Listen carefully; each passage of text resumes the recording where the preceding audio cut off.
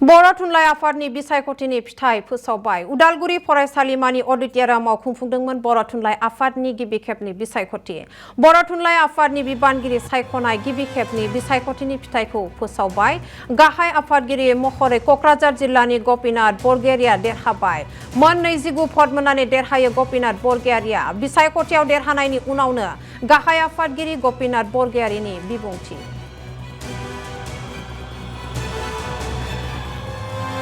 मोननानै आङो जोंनि क'क्राझार जिल्ला बड' साहित्य सभा आरो गासै आंनि जानानै भट होगिरि आरो भट होग्राखौल' नङा बर' थुनलाइ आफादनि गासैबो जिल्ला आरो बेवहाय नुजाफैनाय जोंनि जा आंनि मोजां लुबैग्रा बिथांमोननो आङो आंनि गोसो गोरबोनि साबायखरखौ आङो जासिहरग्रोबाय आरो नोंथांमोननोबो आंनि साबायखरखौ जासिग्रोदों जे आफादगिरि जानानै आं गावखौनो गाव देरगानायबो मोनदों।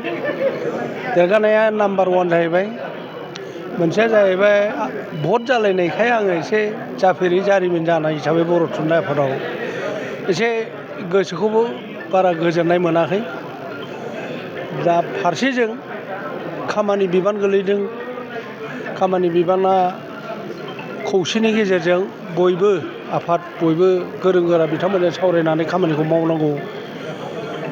गोरों गोराफोरजों मोजां सोमोन्दोआव थानानै खामानिनि थाखाय बोसोन आरो हाबाखौ जुरिजेननाय बे खामानिफ्रा मावनांगौखौ आं सानदों आरो बे समाव जोंनि गेजेराव बेले बेजेया दङ हिसाबै बेले बेजेफोरखौ गावजों गाव जे माने बिबेद दंलायो गावजों गाव जे फाराग दंलायो बर' थुनलाइ आफादा बेखौ मावबोनांगौ आरो बे खामानिखौनो आंबो मावगोन।